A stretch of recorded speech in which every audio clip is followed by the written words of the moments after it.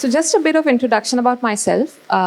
So I have worked in a consulting firm, and after that I've joined as a representative, ruler's representative office as an advisor of digitalization. So I'm like an internal advisor for the government. As part of that, I got to advise almost 40 government entities in UAE. What I'm going to be, I want to share with you is that my recommendations today or my outputs and inputs today are all going to be vendor agnostic and solution agnostic. I'm not going to tell you SAP is better or Oracle is better or all the great companies that we have here, who is better. But I would definitely be giving you some insights on how do we decide a solution and how do we go about some solutions. Other than that, we would also look at what are the key technologies and new concepts that HR can actually leverage a lot. The most important point that we will cover is how can HR play that role of an active contributor in digital transformation? Because what I have seen in most of the transformation exercises when I go, so we are having this meeting to discuss the digital strategy, and the CHRO is not there. He's not there at all. What happens once we have the digital strategy in place, we have a list of people that we need to hire, that is when the team goes like, oh, HR, can you please hire 1, 2, 3, 4? That is not the way to go. HR has a very critical role, and this is the role that we're going to talk about. Okay, so one of the very key interesting statistics that I came across was 70% of the transformation efforts fail. Now that's a huge number, and this is number by various top research companies. So what I did was I looked into all these reports and I saw what are the common factors between these reports, right? What is the main contributing factor that is responsible for the failure of transformation? So what we learned from there is, there are a couple of factors. So one of it is, for example, poor communication and narrative. So for example, you're going with transformation and the management did not say that, hey, we are going for transformation. This is going to be the impact X, Y, Z. So that's the narrative. The next one was shiny toy syndrome. What is this? Any guesses? Yes, please. Exactly. Rightly said. So like metaverse is going on right now. Last month, maybe it was AI. So we keep talking about that. And sometimes we forget the foundation and we run behind finding a use case to sort of impress management. So that is shiny toy syndrome. And it sort of deflects you from the whole digital transformation that you're trying to do. And as a digital advisor, people are surprised when I say this, that do not get attracted by top technologies. Focus more on your foundations. The next one was resistance, fear of being replaced. Now, this is very interesting. For example, even Manish was talking about various technologies that are being used. There is digital workforce and all of those elements. So when you start talking about RPA, people start getting afraid. I remember I had this meeting with a finance director, which was the CFO, and I was trying to get his time. He's ignoring me continuously. I'm calling him, I'm sending him meeting invite. He's just not ready to meet me. One day I had this proper conversation with him that, hey, we have finished meeting with all the department. Why are you not giving us time? And that's when he opened up and he said, I'm afraid you're going to replace the people who are working with me at the back office. So this was something which was as a result of fear, and this is a result of a poor narrative by the management. The management did not say that, hey, if you're not doing that copy-paste work, you will be moved to a more value-added activity, for example. So that sort of a narrative is very important. Now, if you see all these factors, I'm not going to go in detail with all of them, but there is one thing which is common in all these factors. Any guesses? Except the shiny toy syndrome. So the remaining factors are focused on people aspect. And so is HR, right? So actually the weakest and the most difficult part of transformation is people. And HR is actually sort of like the guru and the responsible party when it comes to the people part of it. So how can we ignore or how can we not involve HR in the first place? Okay. So I want to give some insights on what are the key areas that HR needs to sort of lead when it comes to transformation. So one of it is spearheading the change management. Like I was explaining, you have people who are resisting. There are some people who might even be laid off. There might be people who will be moved. You might need to do capability building. So having a change management strategy is something that I feel that HR can sort of step up and say, you are doing a digital transformation exercise. I am the CHRO. I need to be part of this because people are going to be impacted. And not sort of creating a clear picture for people actually results in some sort of a fear and some sort of a, uneasiness because you don't know what's going to happen. The second element that HR can really focus on is structural definition. So there are still organizations, who do not have anybody who's responsible for transformation. There is no transformation task force. There is no transformation office. There is no, maybe the CTO is already super busy CIO and they have actually pushed some work on him and they said that, okay, you know what, CIO, start doing transformation. So these are few things which might not be the best practice. And I think HR should be the one raising the flag that, hey, why are we not having a task force in place? Why are we not having a digital transformation officer in place? So identifying those sort of roles. The next one is total experience, employee experience. I think Manish touched upon it, so I'm not going to repeat it. Digital capability building. This is around, you need data scientists, you need these things. So looking at your peers and saying that, okay, these are the roles, and I'm sure that all of you are already doing this, so we'll not go into detail on that. But one thing I have noticed that people are not really, I've not seen HR really leading and pushing on is the change management part. So that is something that I really wanted to highlight today. So I think we have covered a lot of factors. So I'm going to skip some of them, but I want to talk about something called as responsible AI. It's not really a responsibility of, for example, IT alone or the person implementing HR alone. HR is responsible for diversity and inclusion, right? So for example, a couple of years ago, we had Amazon releasing a model which was doing a CV selection. And they had to roll it back. They had to roll it back because this CV selection model, which was AI-based, was not selecting women for a particular role. Now, this is a case of diversity and inclusion, and there is a role of HR over here. So looking at these new technologies and actually seeing whether they're responsible or no is something that HR needs to take a lead on as well.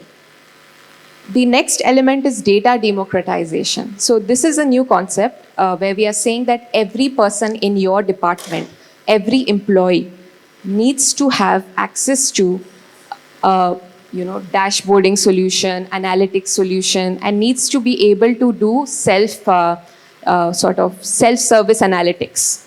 So basically every employee, if today realizes that, it would be nice to find out what's happening with X and what is the percentage of Y, he should not go running to IT and be like, hi, please give me a report. I need to, make a study. And then the manager would be like, why do you need this report? Blah, blah, blah, blah, blah.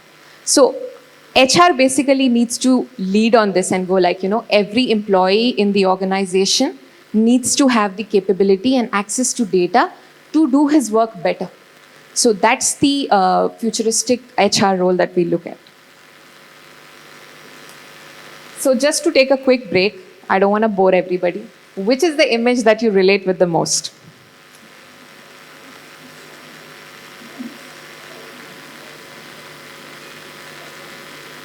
Any volunteers?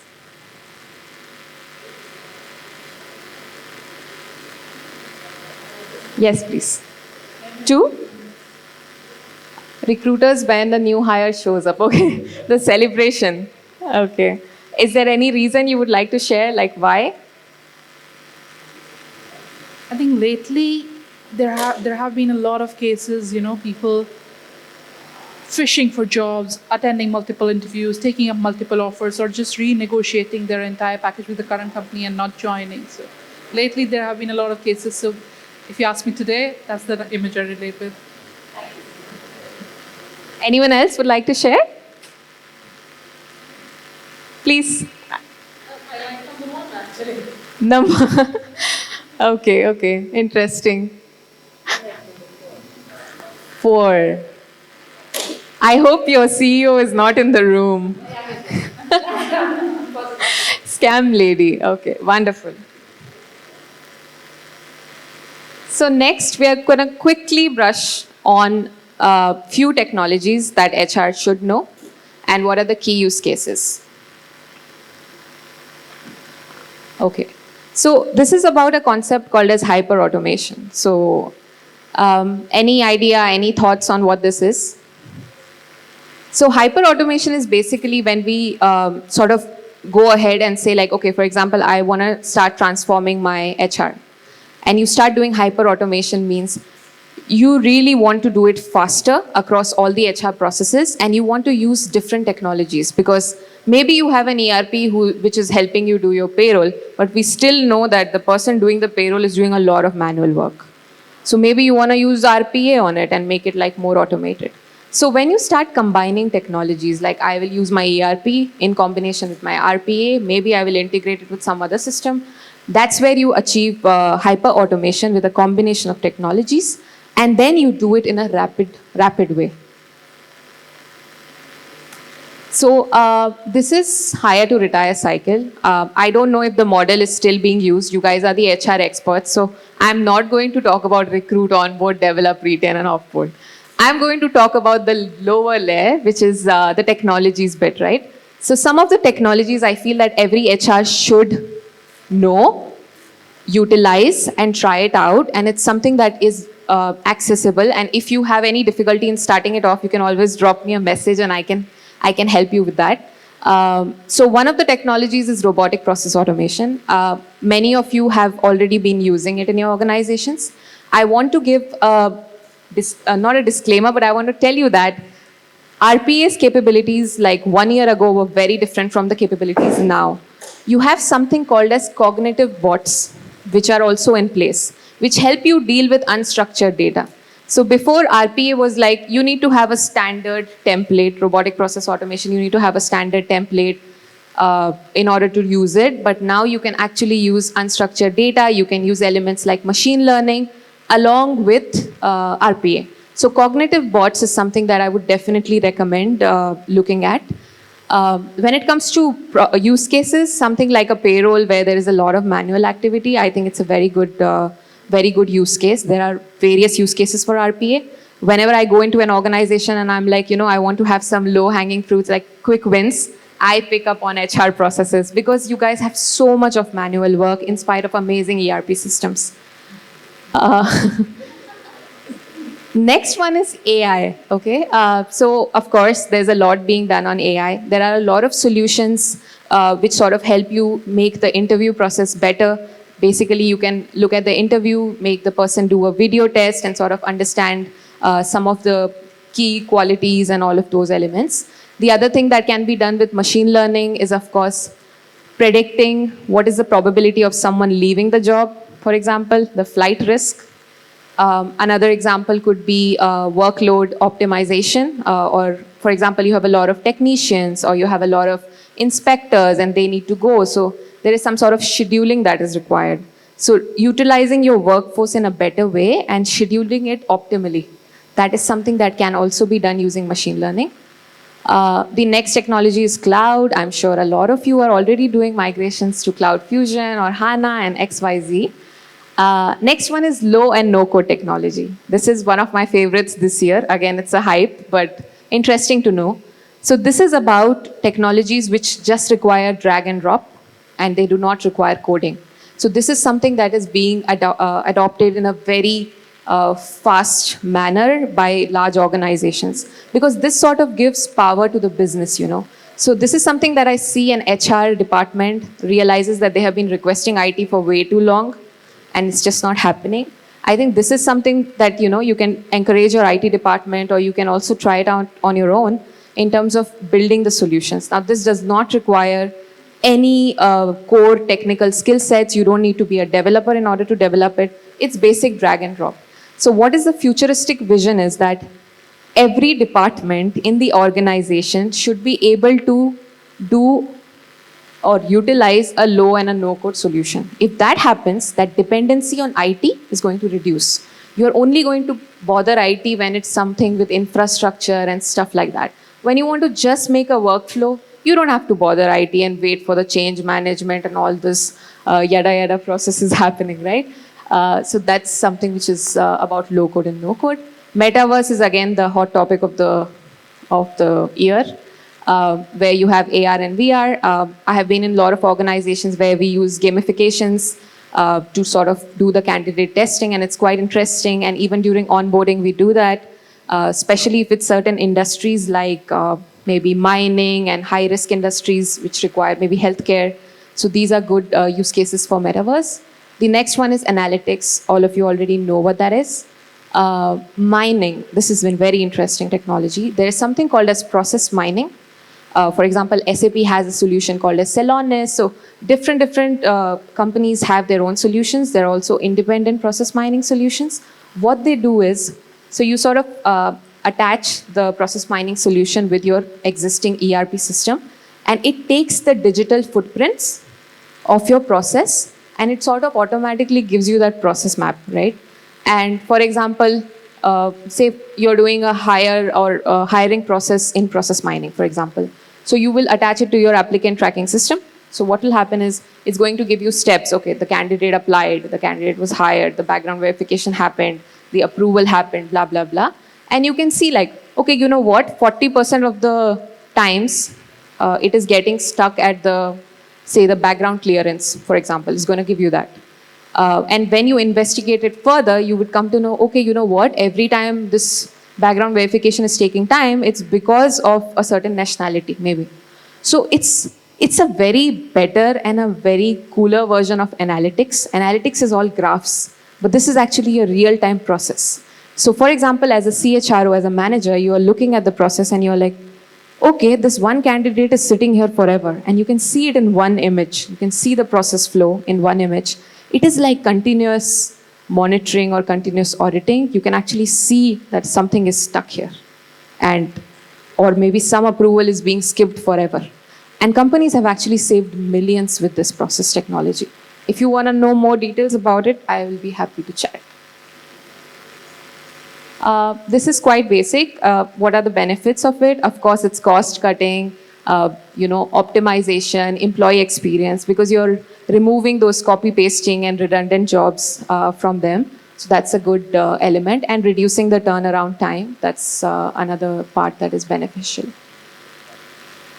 Thank you for listening. I tried to speak fast, so I would, not delay the lunch time. Yeah. So if you want to connect with me, you can scan the QR code. I think it's the paid version. If you get a message that the person did not pay, don't judge me. Okay. I would love any questions you may have. I'll be very happy to answer. Anybody? You always ask questions. We are happy to have you in our room. In fact, I'll send you passes for all my future conferences. Yes, please, tell me.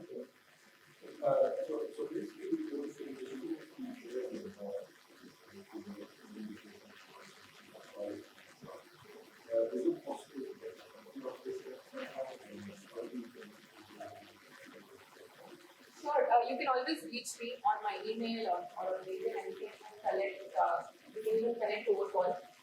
So then we can discuss further. And regarding the presentation, I'll be sharing it with them. I've already shared it with them, and they can send you a copy.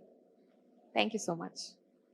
Okay, lovely talking to everyone, and thank you so much for your time.